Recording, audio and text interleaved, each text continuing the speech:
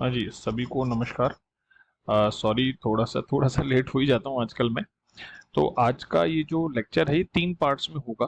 ये कम्प्लीटली जो नए वैकेंसी 2022 वाले कैंडिडेट्स हैं उनके लिए अपन चर्चा करेंगे, अलग 3 अलग अलग स्टेप्स से। तो 2 टॉपिक है, 2 क्वेश्चन अपने सामने हैं अभी। पहला क्वेश्चन है कि नई वैकेंसी कब आ सकती है, कब आएगी। दूसरा है कोई व्यक्ति फ्रॉम स्क्रैच, मैं बात कर रहा हूँ बिल्कुल जीरो से शुरू करने वाला, आज जो चर्चा होगी वो केवल और केवल बिल्कुल जो जीरो से, जो पहली बार कुछ चीज उठाएगा, कुछ पढ़ेगा, तो उससे उन लोगों की चर्चा करेंगे अपन। तो सबसे पहले अपन ये चर्चा करते हैं। पहले तो मैं बधाई देता हूँ कि भाई उन लोगों को जिन लोगों के एग्जाम्स अच्छे हुए हैं, मैं उनको सलाह पहले भी दे चुका हूँ कि इंटरव्यू की तैयारी में लग जाएं, कंप्लीटली लग जाएं। ठीक है, थर्ड जो पार्ट होगा, 3 पार्ट में आएगी, थर्ड पार्ट में अपन उनकी कुछ चर्चा करेंगे जो अपनी रैंक इंप्रूव करना चाहते हैं या फिर अपने जो मार्क्स हैं उनको बेटर करना चाहते हैं, उन लोगों की चर्चा करेंगे। लेकिन सबसे पहला क्वेश्चन है कि वैकेंसी कब आएगी या कब आ सकती है। देखो, मैंने पहले, इससे पहले जो अपना चर्चा की थी, तो उस समय मैंने बताया था कि जिस हिसाब से आरपीएससी और गवर्नमेंट की अप्रोच है और जिस पैटर्न से वो चल रही है, तो एक एस्टिमेशन लेके चला था मैं कि मान लो कि उन्होंने अगस्त एंड में प्रिलिमिनरी के लिए फॉर्म निकाला और अक्टूबर 27 को उन्होंने दे दिया एग्जाम, प्री का ले लिया, ठीक है, करेक्ट।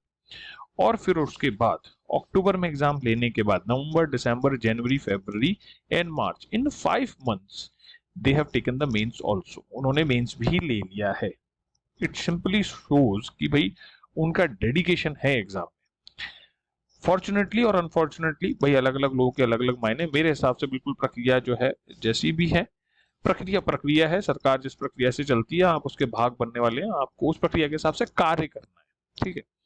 तो इस प्रक्रिया में कई लोगों की तैयारी अच्छी नहीं हो पाई, तो नहीं हो पाई, कोई जो भी है, जैसा भी है, जो है इट इज अ फैक्ट।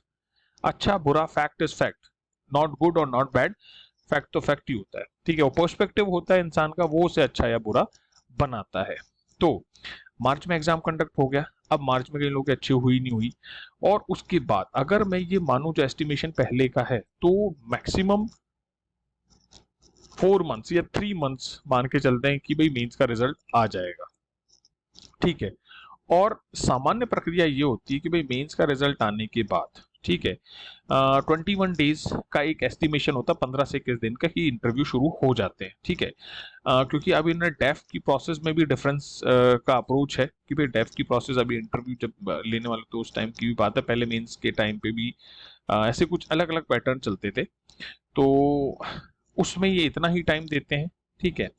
तो अगर मैं मानूं कि मेंस का रिजल्ट आने के 21 दिन में ये इंटरव्यू शुरू कर देते हैं, तो उसके बाद हम अगर टोटल टाइम देखें कि इंटरव्यू प्रोसेस में लगभग 3 महीने और लगते हैं, depending upon the number of candidates, 3 महीने लग ही जाते हैं। तो यहां से अगर मैं मैक्सिमम देखूं तो 6 से 8 महीने जो हैं, वो 6 से 8 महीने टोटल टाइम टेकन है इस चीज में, ठीक है। तो अभी हो रही है अप्रैल, अप्रैल नहीं, एक्चुअली में मार्च से कंडक्ट काउंट करेंगे ना, तो March is the third month of this year. अब अगर मैं 7 महीने मान के चलूं तो 10 महीने, यानी कि इंटरव्यू की प्रोसेस अक्टूबर तक खत्म होने की पूरी संभावना है, ठीक है।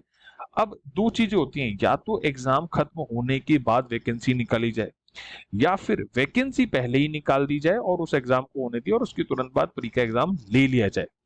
यूपीएससी जो फॉलो करती है वो ये होती है कि इंटरव्यू की प्रोसेस जो चल रही होती है उसी के बीच में प्री का नोटिफिकेशन निकालती है, उसका फिक्स कैलेंडर है।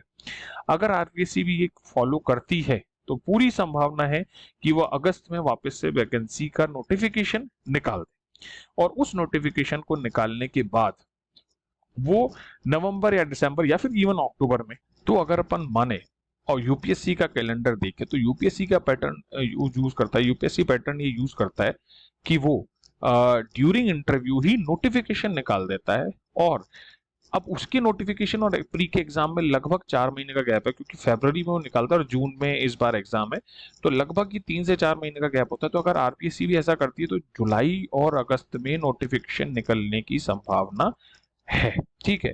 अब अगर तब वो नोटिफिकेशन निकलता है तो एग्जाम कब कंडक्ट होने की संभावना है, अक्टूबर, नवंबर, दिसंबर, तीनों में ही एग्जाम कंडक्ट कराया जा सकता है, पूरी संभावना है। अब यहाँ ट्विस्ट क्या है? ट्विस्ट ये है कि भाई मैंने ये माना है कि 4 महीने, 3 से 4 महीने वो मेंस के एग्जाम के रिजल्ट में लेंगे। ठीक है, ये समझो इस चीज को। अगर ऐसा नहीं करते हैं तो फिर टाइम कम हो जाएगा। ठीक है, और अगर इससे ज्यादा करते हैं तो टाइम एक्सटेंड हो जाएगा। लेकिन अब ये है संभावनाओं की बात। पॉसिबिलिटी क्या है? पॉसिबिलिटी ये है कि भाई ट्रैक रिकॉर्ड में चलेंगे तो 1 साल में या फिर मैं मान के चलता हूँ 14 महीने में वो कंप्लीट प्रोसेस करने के अप्रोच में है। तो अक्टूबर में चूंकि उसने एग्जाम कंडक्ट कराया तो मैं मान के चलता हूँ दिसंबर तक ये एग्जाम की प्रोसेस तो कंप्लीट करा ही लेंगे। साथ ही साथ वो जो नेक्स्ट एग्जाम है, नेक्स्ट वैकेंसी है, उसकी भी प्रोसेस शुरू करने की पूरी संभावना है। ठीक है, तो अब ये जो क्रक्स निकल के आया वो ये कहता है कि आज है अप्रैल 26। अब आपके पास यहां से अगर काउंट करते हैं तो 6 महीने लगभग बचते हैं प्री के एग्जाम की तैयारी के लिए। क्लियर क्लियर 6 महीने लगते हैं। तो एक बच्चा है बिल्कुल जीरो से जो शुरू करना चाहता है, उसका सवाल है कि क्या हम ये एग्जाम कंप्लीटली, मैं प्री की बात नहीं कर रहा यहाँ पे, क्या हम ये एग्जाम पूरी कंप्लीटली क्लियर कर सकते हैं? तो मैं ये मानता हूं कि हाँ आप कर सकते हैं, लेकिन उस हाँ के पीछे बहुत सारी कंडीशंस लागू हैं। जैसे आंख नाक कान सब कुछ एक ही ध्यान पे केंद्रित कर दो, वो है केवल और केवल पढ़ाई। पूरी दुनिया से कट जाओगे तो डेफिनेटली 6 से 8 10 महीने जो भी ड्यूरेशन है टिल इंटरव्यू आप क्लियर कर लोगे। लेकिन इनमें से कहीं भी आपसे चूक हुई तो फिर वो जो आप क्लियर करने की बात कर रहे हो वो क्लियर करने में आपको चुनौती आएगी। ठीक है, तो ये तो पहले मैंने सिंपल क्लियर बताया कि क्या ये संभव है, क्या क्लियर करना संभव है। आज की तारीख में अगर कोई क्लियर बिल्कुल ईमानदारी से कोई भी बच्चा बिल्कुल स्क्रैच से लग रहा है तो उसके लिए क्या संभव है? तो मैं ये बोलता हूँ हाँ मेरे हिसाब से संभव है। ठीक है, लेकिन उसके लिए बहुत टफ रास्ता, ये ध्यान रखना। और मैं यही मानता हूँ कि जब आप टफ रास्तों पे चलते हो तो ये आपको अचीवमेंट्स बड़े बड़े मिलते हैं। अब बिल्कुल स्क्रैच से पढ़ने वाले बच्चों को क्या क्या करना चाहिए, कम समय में क्या क्या करना चाहिए, दिस इज द क्वेश्चन। ये इंपॉर्टेंट चीज है कि कम समय, चूंकि समय बहुत लिमिटेड है। तो पहली चीज, मैं पहले भी एक दो बार कह चुका हूं, हमेशा जो भी आज से तैयारी करना चाहता है पहले तो वो ये मान के बैठे कि वो हिमालय पे पहुंच गया है। हिमालय पे पहुंचने का मतलब है दीन दुनिया से उसकी पूरी दूरी बन चुकी है।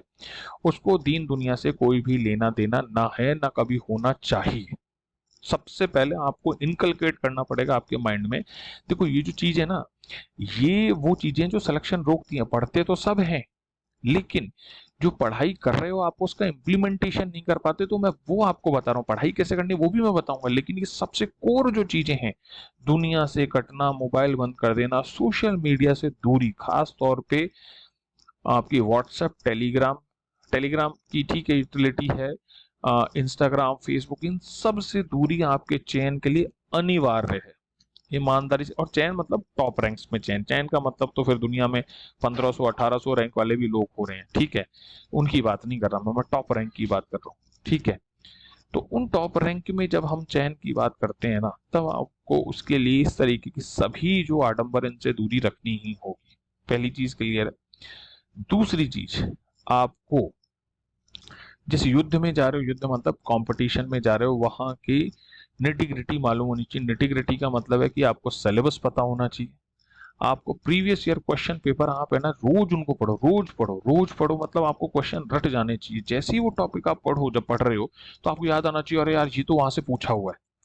ठीक है, नेक्स्ट जो अभी मैं पार्ट 2 बनाऊंगा उसमें आपको रिसोर्स बुक बताऊंगा हर सब्जेक्ट के लिए अलग अलग। यहाँ अभी मैं केवल ये बता रहा हूँ कि क्या क्या बेसिक चीजें हैं। जैसे पहली चीज होगी कि आपको हिमालय पे जाना है। हिमालय पे जाने का मतलब सॉलिट्यूड चाहिए, दुनिया से कट जाना, सोशल मीडिया से दूरी करनी है। ठीक है, इवन सोशल मीडिया के साथ साथ सोसाइटी, उससे भी दूरी करनी है। आप माता पिता और भाई बहन से मिल लो बस, उसके अलावा किसी दुनियादारी देनदारी से आपका कोई भी लेना देना नहीं होना चाहिए। जैसे ही हो जाएगा वैसे ही आपके लिए समस्या उत्पन्न हो जाएगी। दूसरी चीज है, आपको सिलेबस रटा हुआ होना चाहिए। आपका प्री और मेंस दोनों का सिलेबस रटा हुआ होना चाहिए। तीसरी चीज है, आपको प्रीवियस ईयर क्वेश्चन पेपर्स जो हैं, अब तो आपके पास 13 16 18 और 21 four set of previous question paper हैं जो नए पैटर्न पे हैं। इसके अलावा मैंने अपने टेलीग्राम चैनल पे 2008 2010 और 2012 के भी ओल्ड ईयर क्वेश्चन पेपर्स जो हैं, जिसमें Rajasthan history, GK, general English, general Hindi शामिल है, वो शेयर किए हुए हैं। टेलीग्राम चैनल की लिंक मेरे जो ये यूट्यूब पेज है उस पर दे रखी है, उस पर चेक कर लेना आप। ठीक है, मेरी फेसबुक फेसबुक सबकी लिंक दे रखी है, उस पर तो कोई क्वेश्चन भी पूछना हो तो बोल देना, हाँ कुछ लोगों के छूट जाते हैं, बहुत सारे लोगों को मैं जवाब दे देता हूँ। जिसके छूट गया वो कभी दोबारा भी मुझे मैसेज कर दिया करो, क्योंकि वो मैसेजेस ना बहुत नीचे चला जाता है, तो नीचे तक मैं पहुंच नहीं पाता।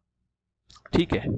तीसरी चीज है, रोज 20 से 30 मिनट न्यूज़पेपर पढ़ने की कोशिश करो। रोज, रोज का मतलब रोज। हाँ, न्यूज़पेपर कौन सा पढ़ना है, न्यूज़पेपर में आप राजस्थान पत्रिका अगर हिंदी पढ़ते हो तो मैंने राजस्थान पत्रिका पढ़ा, वो पढ़ सकते हो। कुछ लोग को दैनिक भास्कर पसंद है तो मैंने वो पढ़ा नहीं, तो मैं बता नहीं सकता। इसके अलावा मैं हमेशा से कहता हूँ कि संसद टीवी हो गया है जो आजकल, राज्यसभा टीवी, आधे घंटे का एक एपिसोड कोई भी देखा करो। ये वो बेसिक चीजें आप रोज इंप्लीमेंट करने की कोशिश करो। ठीक है। ये तो हो गया बेसिक चीजें। अब नेक्स्ट वीडियो में अपन बात करेंगे कि कौन से सब्जेक्ट को कहाँ से कितना किस तरीके से पढ़ना है। ठीक है। अब पार्ट 2 आएगा, उस पर अपन चर्चा करेंगे। चलिए ठीक है, बाय बाय, टेक केयर, जय हिंद, जय भारत।